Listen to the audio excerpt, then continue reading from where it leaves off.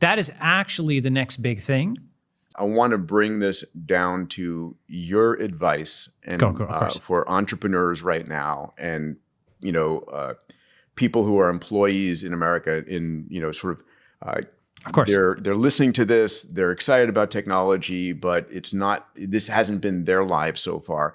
So between the entrepreneurs out there and people just listening who are tech fans, what's your top points of advice as we wrap on here? Great. Okay, so for entrepreneurs, first I would say go direct, build your own following on social media, get good at AI, create content, don't give interviews to legacy media. Even more than that, basically build your own influential individual voice as a creator, as the authentic voice of your company. And you should be using all the modern tools. And you don't have to use full AI, by the way, you can use half AI. So go direct, that's number one. Number two, move to Florida or Texas. Get there as soon as you can, if you can. Okay. Get to a place with. Do not be where I am sitting here in the People's Republic of Santa Monica. You asked me for. I know. I love it. Yeah. Move to Starbase, maybe where Elon is. Right. Yeah. If I was in the U.S., I'd be in Texas or Florida, specifically Miami or Austin, and near Starbase and so on, and cluster with other folks there. I think property rights have a better chance of getting protected there. Number three. If you have cryptocurrency, get your keys off exchanges, get your coins off exchanges, do that now. Figure out your cold storage, figure out all that stuff, and don't talk to anybody about the details of it, right? Look, if Bitcoin really, really runs, then at a certain point, people basically start getting scared, and then all kinds of crazy things are going to happen, right? So be in a state where property rights are respected, where Bitcoin is like, for example, Texas, I think the state legislature had something which is like the right to hold Bitcoin shall not be infringed, right? That's a good place to be, right, with your cryptocurrency and so on and so forth. So A, go direct. B, move to Florida, Texas. C, crypto and cold storage. You're going to want people you can rely on in the physical world, not simply the digital world. That's why I'd go also to those places. And travel. If you have not been to Riyadh, if you haven't been to Dubai, if you haven't been to Shanghai, if you haven't been to Bangalore, if you haven't seen how much better the rest of the world is getting and has gotten, especially China. At a meteoric rate over the last 5 to 10 years.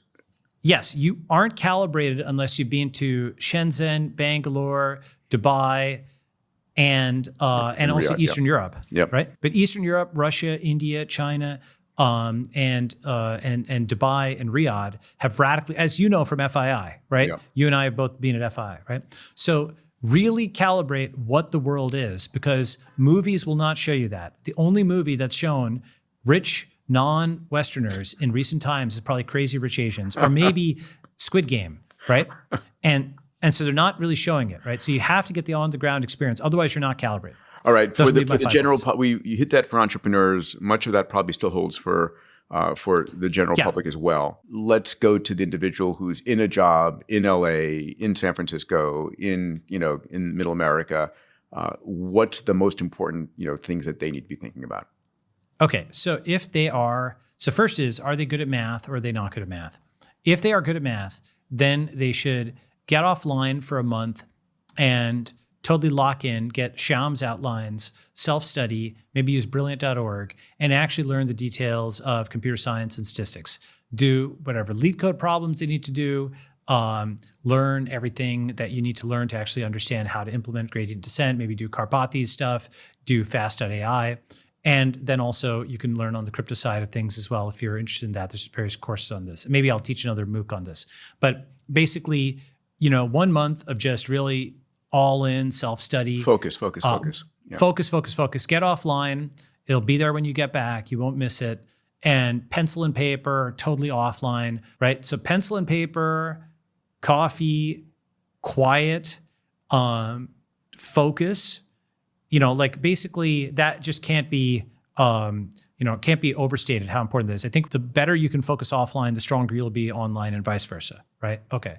So Balaji, I would love to have you come back on and continue this conversation. Last thing to say is, yes. I think there's hope. I think the internet can lift the boats for everybody. I think we can get to an age of abundance and all of that stuff. And I'm fundamentally a positive person in that way.